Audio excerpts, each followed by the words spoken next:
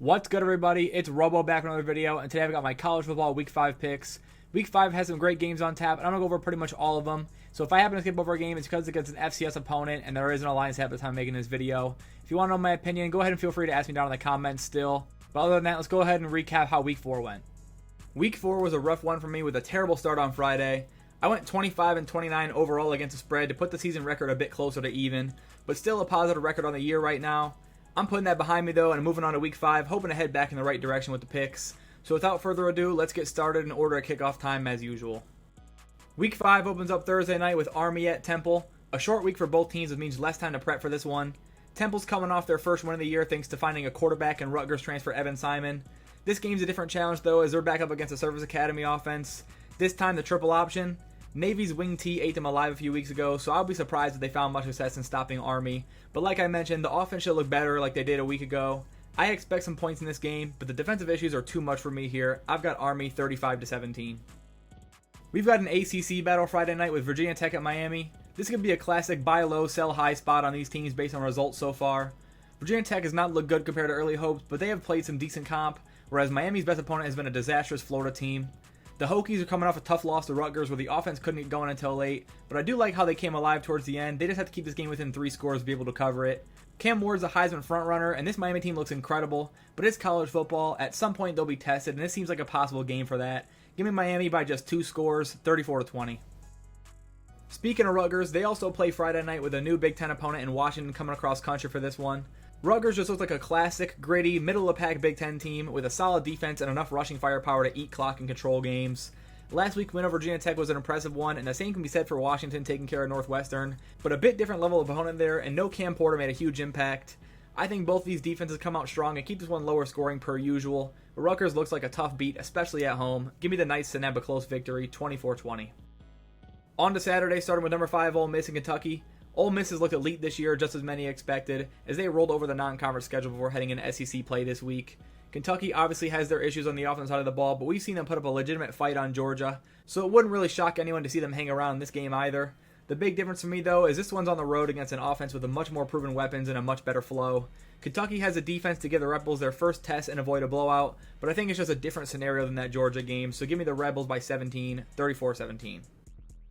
Big noon kickoff this week brings us Minnesota at Michigan. Michigan coming off a huge win last week over USC in the final moments, a pivotal game for the rest of their season. And coming into Ann Arbor, the Gophers got demolished in the second half last week while hosting Iowa. Just an ugly game against a team who honestly resembles this Michigan team a fair amount. A dominant defense and a run-heavy offense. Now obviously Michigan also brings the threat of a mobile quarterback, but seeing how that one went last week, it's hard not to fall in love with Michigan sitting at single-digit favorites right now. I think a post-win slow start is possible, but Michigan has the defense to be able to hold and fend off getting into an early hole. I like the Wolverines in this one, 27-13. Up next, we head to the Big 12 with number 20 Oklahoma State heading out to number 23 Kansas State. This is a bounce-back spot for both teams coming off losses thanks to abysmal offensive performances. BYU's defense gave Avery Johnson fits last week, forcing 2 picks and 3 turnovers on the night, and Oklahoma State has a defensive talent to do the same. But I do like this spot for both offenses to see better days, and we get a back-and-forth ball game. But losing to Utah at home without Cam Rising playing was rough to see and really hampers my expectations around the Cowboys for the time being. I think Kansas State can do a better job with home field advantage this week and get back to their brand of football and escape a super close game at home, 30-27. Number 22 BYU heads down to Waco to take on Baylor this week, and they're absolutely rolling right now. Jake Retzlaff is playing efficiently, the run game's getting it done, and the defense have been suffocating, forcing turnovers, getting stops to put the offense in easy scoring situations. On the road is always going to be tougher, but this Baylor team just lost in unbelievable fashion last week, which puts them in a bit of a vulnerable spot against arguably an elite defense. Although Sawyer Robinson's looked good so far, I just don't love this Baylor team, and I think BYU is simply a much tougher matchup than Colorado right now. Give me BYU 27-24. Indiana will look to continue rolling this season with conference game number 2 this week as Maryland heads out to Bloomington. This should definitely be the biggest test to date for the Hoosiers, but they've absolutely dominated all 4 opponents at this point and wiped the floor with UCLA on the road a couple weeks ago. I do believe Maryland's a better team than UCLA, but they're going to need to play a hell of a game to beat this IU team right now. Curtis Rourke is arguably the best performing quarterback in the conference with over 1,000 yards and an 8-0 touchdown ratio. And like I said, this will be the best team the Hoosiers have faced, but I still don't think they fall yet. Give me Indiana 31-21. Staying in the Big Ten, we've got Nebraska at Purdue. A game where Nebraska really needs a bounce-back performance after an unexpected loss at home Friday night. A ridiculous amount of penalties and pretty poor defensive night cost them a game I really think they should have won over Illinois. But I haven't lost any feelings towards what Matt Rule's building. I would be surprised if this team didn't come out fired up, ready to put that loss behind them. Purdue's without question one of the worst teams in the conference, but they should come out hungry for a chance at an upset. I think they get some points on the board, but give me the Huskers to get back on track, 31-17. Buffalo at UConn looks a bit more exciting this week after two huge wins from these teams. Buffalo taking down a ranked Northern Illinois team on the road, and UConn absolutely dismantling FAU with a 400-yard rushing day. Both of these teams should be coming to this matchup with a ton of confidence and in different ways. Buffalo's relied on their defense to get timely stops and shut down opposing offenses, and UConn's used their rushing attack to their advantage ever since the Maryland loss. CJ Agbana has done a solid job as QB for Buffalo so far, and I do trust this defense to get some stops, but UConn is rolling right now, and back at home, give me the Huskies by a touchdown, 27-20. Boston College looked less impressive than previous weeks in the win over Michigan State, a game they easily could have lost if not for the late touchdown and several Sparty turnovers throughout the night. BC struggled offensively a lot in that game and clearly have some work to do. They've got Western Kentucky coming to town, who isn't bad at all, but obviously doesn't pose a major threat like Michigan State did. With that said, though, Caden Veltkamp has led the Hilltoppers to two big victories over Middle Tennessee and Toledo the last 2 weeks, and they're going to come in expecting to compete in this game. After last week's win, I definitely see this as a letdown spot for the Eagles, but I think they'll get it going eventually to come away with another win, 30-21. There's no sugarcoating it. NC State's looked pretty awful this season. 0-4 against the spread, struggling against teams they were expected to dominate, and getting absolutely throttled by Tennessee and Clemson. These next few weeks are absolute must-win territory, so we'll see if they're capable. Northern Illinois came into last week as a Group of 5 favorite, but that came to a screeching halt as they lost to Buffalo. This could be a bounce-back spot for them, but I think last week could just be what this NIU team really is. I expect them to give NC State a challenge, and again, won't be shocked to see them pull off the upset.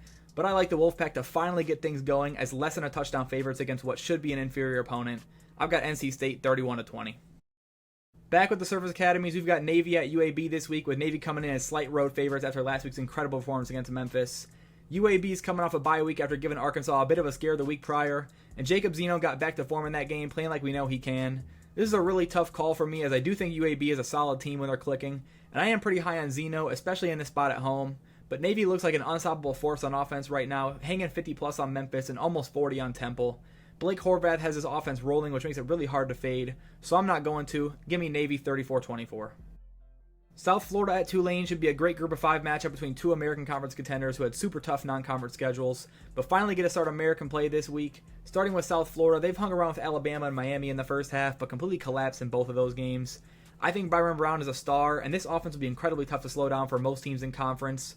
But Tulane on the road isn't the best way to start. As I mentioned, this team is battle-tested, even as recent as last week's win at Louisiana. I do worry a bit about the passing game, but Mensa looked great against Kansas State. I see this game being one of the best watches of the week, with two great rushing teams battling all game long. I think Tulane takes it by a field goal, 34-31. James Madison was maybe the shock of the week last week. Not so much in terms of result, as I had him covering 10.5, but a 70-point day and 20-point beatdown of North Carolina on the road was unbelievable to see unfold. The Dukes are absolutely rolling right now and get a layup at home with Ball State. Obviously, this one could be a bit risky as it's a hangover territory after beating a Power 5 team in their own building, but 70 points and 600 yards of offense can't go unnoticed. Ball State simply doesn't have the team to keep up with JMU in my opinion. I'm going to keep riding with the Dukes to keep it going, 42-17. Texas State is off a bye after a heartbreaking loss to Arizona State, and they're taking on Sam Houston State from NRG Stadium in Houston, so somewhat of a home game for the Bearcats, but still neutral. Sam Houston has been nothing less than impressive so far this season, blowing out Rice, Hawaii, and New Mexico State, and they've done most of their damage defensively, holding all three to 14 or less in abysmal days on the ground. Texas State's a different team than those three, though, one of the best in the Group of 5 in my opinion, and they've got Jordan McLeod who can flat out ball. The Bobcats have had 2 weeks to prepare for this defense, and I really believe in McLeod and Mahdi finding success. I've got Texas State winning this one, 34-23. USC will host Wisconsin this week, looking to bounce back after the loss to Michigan, a game they probably should have won if not for a pick 6 and an elite defensive performance from the Wolverines. We saw some definite problems with this Trojan offense this week, but I still do believe in Miller Moss and these playmakers. Wisconsin would typically be a tougher opponent, but after Van Dyke went down for the season against Alabama, they've got a huge question mark at quarterback. Braden Locke will get the nod to this point. I don't think he's a guy who would instill much confidence into Badger fans. Unless they're able to run effectively, I have a hard time seeing Wisconsin hang around with a pissed-off USC team for too long. Give me the Trojans, 35-14. Louisville at Notre Dame could be another great game to watch this week, and it's a tough one to pick as we've seen 2 different Notre Dame teams so far this season, and it's hard to say which one's going to show up. Louisville's coming off a close win over Georgia Tech. They got a bit wider after a block kick touchdown. Tyler Shuck has been really solid so far, though, and Ja'Cory Brooks is finally breaking out after transferring out of Alabama. And they've got the talent defensively to head into South Bend and come away with a win. But I do think Notre Dame, at their best, is a much better team than Georgia Tech, and I think Riley Leonard and the offense will step up enough to get the job done. I've got the Irish 30-21. Number 21, Oklahoma will head out to Auburn for their first road SEC matchup. It'll be Michael Hawkins Jr.'s first career start as Jackson Arnold was officially benched last week. And this won't be an easy one for Hawkins as he'll face a fairly solid defense on the road. I think this should be another low-scoring game. Brent Venables' defense at Oklahoma looks great and slowed down Tennessee more than I think many expected. If turnovers are an issue for Hawkins, Auburn can definitely win this game at home. But I think OU plays some safe football, understanding the situation, and Hawkins uses his legs enough to pick up some crucial first downs to extend the drives. And Oklahoma wins a tough matchup on the road, 24-21. Arkansas at Texas A&M is another tricky game to pick. The QB situation with A&M is still shaky with Connor Wegman being ruled a game-time decision right now. My expectation would be that they stick with Reed for this week. I think he's done a solid job so far with this offense, and Wegman probably won't be 100%, but A&M still doesn't look great as is. I think Taylor Green's legs could cause some issues for this A&M defense, and Arkansas ran the ball decently at Auburn, which could be a comparable defensive group. While I do believe A&M will get plenty of stops, this game's neutral, being played at A&T Stadium in Arlington, and I just think Arkansas has looked better so far with less questions around the quarterback. I'm rolling with the Razorbacks to get to 2-0 in the SEC, 27-24. Miami, Ohio hung around with Notre Dame for quite a bit last week with a strong defensive performance, but as expected, Notre Dame eventually ran away with it, and Miami will move on to this week's matchup with UMass, looking to get into the win column, sitting now at 0-3. This could be the perfect matchup for them as UMass looks abysmal. After nearly falling to Central Connecticut, there's not a ton of hope for this team going forward. They did lose to Toledo by less than what the spread sits at, but that was at home, and at the same time, Buffalo blew this team out 34-3. So I think Miami unloads some frustration in a big way and pick up win number 1 with a 31-10 final. Louisiana at Wake Forest is another game with a real Group of 5 or Power 4 upset chance. Louisiana coming off a home loss to Tulane and Wake coming off a bye week. As I mentioned last week, I thought Tulane would be a real tough game for the Cajuns and honestly may have been a tougher matchup for them than this Wake team will be. But the difference is that one was at home and this game is on the road. I don't like this Wake Forest team at all, but I thought they looked a little better against Ole Miss than the score showed, and they genuinely should have beaten Virginia the week prior. I think coming off those 2 losses with 2 weeks of prep, they'll be hungry to get a win at home. Give me Wake 34-28. Kansas may be the most desperate team in the country right now, as after an atrocious start losing to Illinois and UNLV, they had West Virginia dead to rights last week and blew that game to drop their 3rd straight game, and this week they'll host another team looking to get the season back on track. TCU's coming off losses to both UCF and SMU.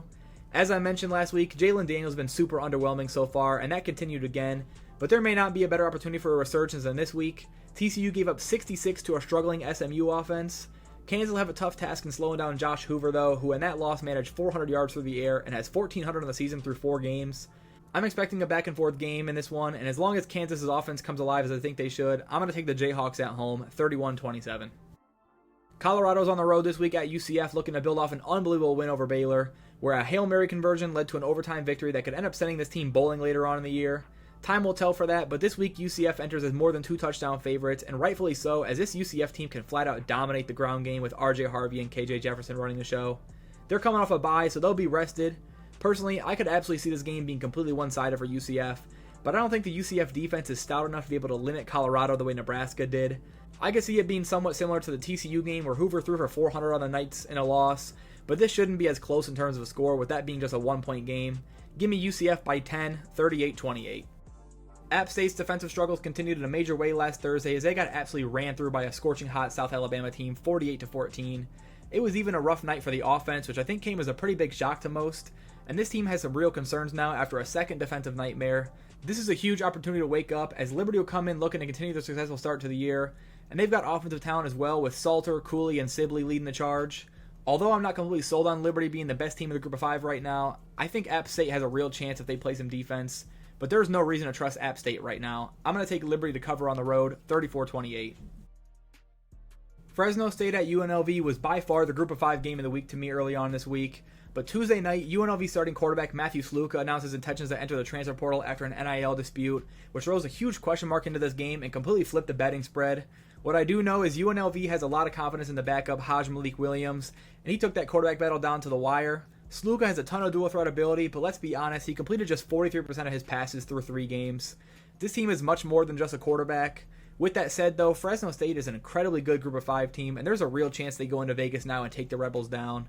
I'd rather put my faith in Mikey Keene and the Bulldogs on the road, 31-24. San Diego State heads to Mount Pleasant this week to take on the Chippewas, and they'll hope to get Daniel O'Neal back after he missed the game against Cal 2 weeks ago. He's listed as questionable for this one, but he has been practicing. Regardless, though, the quarterback situation is still a nightmare for the Aztecs. You can't really trust this offense at all right now against anyone, and CMU has ran the ball extremely well this season, so I do believe they can sustain that success even with the Aztec defense looking fairly decent to this point. With that said, give me the Chippewas to grab another win at home, 30-23. On to another rivalry matchup as Georgia Southern and Georgia State face off this week. Such a tough game to pick with both teams having some great games early on. Georgia State comes off a bye after the upset win over Vanderbilt, and Georgia Southern is looking to rebound after the Ole Miss loss. And I think those last two results have kind of skewed this game a bit. This same Georgia State team really struggled to beat Chattanooga at home, and Georgia State hung with Boise and took down Nevada a few weeks ago. It's just my opinion through 4 weeks, but I think Georgia Southern's had a slight advantage in terms of offense. I really like what I've seen out of JC French so far. I could really see this game going either way, but I'm going to go with my gut and take who I think just looks a little better right now, and that's Georgia Southern on the road. I've got it as a nail-biter, though, 34-31. Western Michigan will head out to Marshall in a battle of teams blown out by Ohio State. It can be easy to use that common opponent as a way of comparing teams, but it doesn't always work out that way. In this case, Marshall played the Buckeyes quite a bit closer than the Broncos. Western found legit zero success offensively in that matchup. After that loss, though, Western went out and hung 60 on Bethune-Cookman with a near 700-yard day of offense, which could build some momentum heading into this week's game at Marshall. For Marshall, I thought Stone Earl looked fairly impressive up against a defense of that caliber, and I also look at the Virginia Tech loss as somewhat of a positive as they ran the ball pretty well against a simply better opponent. Marshall just looks like the better team between these two, so with home field advantage on top of it, I'm taking the Herd, 30-24. Next up is Akron at Ohio. A bit of a mismatch in the MAC as once again Akron finds himself as one of the worst teams in the country. But they've been through the ringer having to play Ohio State, Rutgers, and South Carolina already. Even on the road, taking on a MAC opponent will have to feel a bit refreshing, and this isn't the same Ohio team as in years prior with Curtis Rourke. Yes, they beat South Alabama, but that team looks way different now, and since then Ohio struggled with Morgan State and got manhandled by Kentucky. While I still expect Ohio to come out on top at home as the better team, I think a 12-point spread could be coverable for the Zips. I'm going to go with a 28-17 final. Kent State sits at 0-4 against the spread to open up the season and has taken some absolute beatings from Tennessee and Penn State. And due to injuries suffered in last week's game, will now be on their third-string quarterback for this week's matchup against Eastern Michigan. Now, it's not the end of the world for them, though, as third-string Tommy Ulatowski played quite a bit last season through October and November, and threw 7 touchdowns and just 2 picks across that time. I do believe that experience will help him out as he's now thrown back into the fire after Cargman and Sherrod went down. And although Eastern Michigan's looked pretty solid through 4 games, MAC games just seem to have a tendency to stay fairly close, especially when the better team is on the road. I think Kent State has a good chance to keep this one within 2 scores, but I'm going to take EMU to win it still with a 30-17 final. We've got a big rivalry matchup with Duke taking on North Carolina this week. A much different game this season than in previous years with both these teams struggling to start the year. North Carolina just gave up 70 points to James Madison on their home turf, and Duke has struggled with Northwestern and UConn already. But 4-0 is 4-0, and Malik Murphy and the offense balled out last week, dropping 45 on Middle Tennessee. I'd expect a much more locked-in UNC team this week, knowing what's at stake, but I just don't see Duke dropping this one with how the Tar Heels have played lately. Rivalry games are usually close, and I don't think this will be much different, but give me Duke 28-24. ECU plays host to UTSA this week in what could be another great game in the Group of 5. ECU's coming off back-to-back losses in which they led by 2 scores and are in desperate need of a strong finish this week to get back on track. UTSA took care of Houston Christian and put 2 blowout losses behind them before heading back on the road. I think this East Carolina team has shown more than enough against App State and Liberty that they can compete with some of the better teams in the Group of 5. They just have been really sloppy and squandered away both games. UTSA entered the year a potential contender, but has not looked apart at all, and I wouldn't be surprised to see them drop this game on the road again. As long as ECU plays cleaner football, I trust them to get another early lead. They just need a finish to get back in the win column. I'm going to roll with the Pirates 27-21. Texas and Mississippi State opens up as one of the 3 or 4 biggest spread margins in recent SEC history, with this one sitting at 38.5 right now. And that's no mistake, as the Bulldogs have looked miserable so far, losing at home to Toledo in Florida in blowout fashion. They also lost Blake Shapen for the rest of the season and will turn to the backup the rest of the way. They'll come into this game knowing they don't stand a chance, and Texas will be gearing up for a big game against Georgia. But this is a potential look-ahead spot, even with a bye week separating the games. Texas is more than capable of beating this team by 40+. I just think the past SEC spreads this large have seen backdoor covers, and Texas may start Arch again this week with Ewers still questionable. I'm going to go with a slight Mississippi State cover with a 45-10 final. Bowling Green continued to impress, falling to Texas A&M on the road last week by just 6 points after falling by just 1 score to Penn State the game prior. Harold Fanta Jr. has a legitimate case for a spot as a top 3 tight end in the country right now, and Terrion Stewart is running the ball so well. I really like Bowling Green's chances in the MAC this season if they can continue this level of play. And with Old Dominion coming to town this week, I see no reason why those 2 losses don't give them a ton of confidence to come back home and control an inferior team from start to finish. I think the Falcons get back in the win column and hand Old Dominion their 4th consecutive loss to open up the year with a 35-23 final score. Louisiana Tech and FIU are both coming off some terrible losses. Louisiana Tech falling at home to a bad Tulsa team, and on the much worse side, FIU lost to Monmouth, an FCS opponent at home. That makes back-to-back losses for the Panthers after 2 horrible defensive showings, and now even though Louisiana Tech has looked awful, it's led them to being road favorites in this matchup. A few weeks ago, I definitely would have thought differently about this game, but the tide has turned pretty quickly in how these teams have played. But maybe that loss can be a wake-up call for FIU. That can make or break a season. Maybe I'm crazy, but I really think we see a better game out of FIU, as there's no reason they should feel like they can't beat this team at home. I'm sticking with FIU despite that loss, 28-24. Ohio State at Michigan State has been such an ugly matchup for some time now, with the Buckeyes absolutely dominating every game since 2017.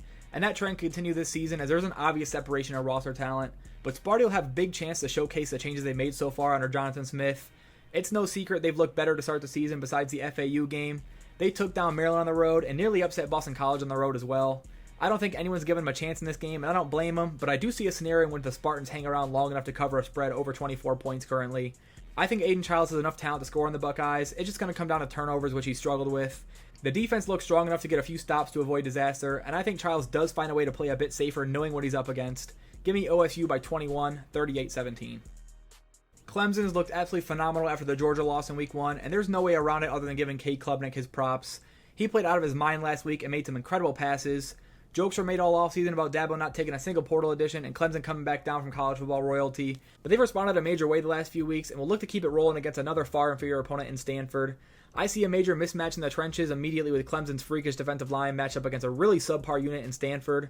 I'm not expecting nearly the same day on offense that Syracuse allowed last week, and with the way the offense is rolling right now, I'm having a hard time fading Clemson at all. I like the Tigers pick up another big win at home, 38-13. Iowa State heads down to Houston this week after such an impressive win over Arkansas State coming out of a bye. 550 yards of offense, 4 turnovers forced, and a dominant pass defense display has his team looking like a real Big 12 contender. Houston's coming off a shutout loss at Cincy, where the offense looked completely dead and nowhere near the level they played versus Rice the game prior. Looking at the season as a whole, though, that may just be an indication of how bad Rice is rather than Houston making any strides. Even on the road, I think Iowa State has a shot to blow this team out of the water. I'm going to go with a 34-14 final. We've got an elite quarterback name battle this week with General Booty and UL Monroe heading out to Troy to take on Goose Crowder. Troy surprised me a couple weeks ago, putting up 21 on Iowa, but the defense continues to be an issue, and we still know this Troy team is not as good as they've been in the past. ULM got off to a great start to the season, taking down Jackson State and UAB in blowouts, and just faced maybe the best team in the country in Texas last week. I think they'll be eager to continue the success they found early on and won't be intimidated by the Trojans this season. I like ULM to keep it tight, but I think Goose Crowder does score enough to pull it out close, 27-23. Charlotte and Rice face off this week in an ugly battle of two teams really struggling this season. Both teams sitting at 1-3 with the lone wins coming against FCS opponents, and the toughest team either has faced was Indiana last week for Charlotte. It's no secret these teams are pretty offensively challenged, and I wouldn't be trust either of these teams to cover a spread over a touchdown. I think Charlotte has looked a bit better against their schedule compared to Rice, but I don't know if they're going to be able to win straight up on the road. I'll go with Rice taking a close one, 27-24. North Texas will look to continue their strong season this week as they host Tulsa, who's coming off a solid road win over Louisiana Tech. My expectation for this game is a lot of scoring. I don't think Tech has a defense to be able to slow down the Mean Green offense, who's put up points against everyone they've faced, including 21 on Texas Tech.